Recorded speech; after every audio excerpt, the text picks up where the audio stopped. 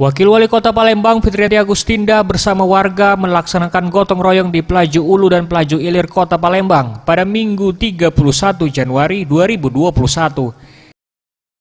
Dalam kegiatan ini, Fitrianti Agustinda mendengarkan keluhan warga mengenai genangan air di jalan dan selanjutnya ia bersama warga dan petugas kebersihan Kota Palembang membersihkan drainase atau saluran air di sepanjang jalan yang tersumbat tersebut.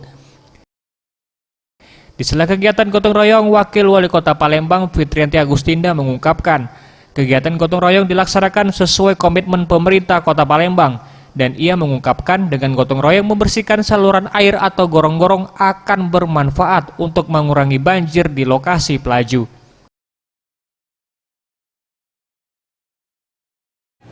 Hari ini saya bersama seluruh jajaran pemerintah Kota Palembang, kita melaksanakan gotong royong sesuai apa yang menjadi komitmen kita sama-sama, bahwa kegiatan gotong royong ini akan terus kita laksanakan di 18 kecamatan di 107 kelurahan.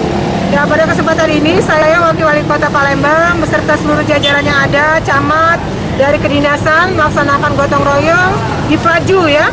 Tepatnya di Pelaju Ulu dan juga Pelaju Ilir. Jadi yang kita susuri adalah gorong-gorong atau saluran dan juga sungai yang mungkin menjadi tempat muara aliran ini akan bermuara ke sana. Dan alhamdulillah pelaksanaannya berjalan dengan lancar. Mudah-mudahan apa yang kita laksanakan ini nantinya betul-betul bisa mengurangi dampak banjir yang terjadi di lokasi Pelaju. Kendala yang banyak kita temui adalah sedimentasi ya. Karena kebetulan di sini ada pasar pagi di Pelaju. Tentu kita tahu bersama pasar menjadi tempat menumpuknya kadang-kadang sampah dari pedagang. Kita bekerja sama dengan PD Pasar untuk supaya nanti sama-sama bisa berkoordinasi sehingga sampah-sampah dari pasar ini jangan sampai masuk ke saluran.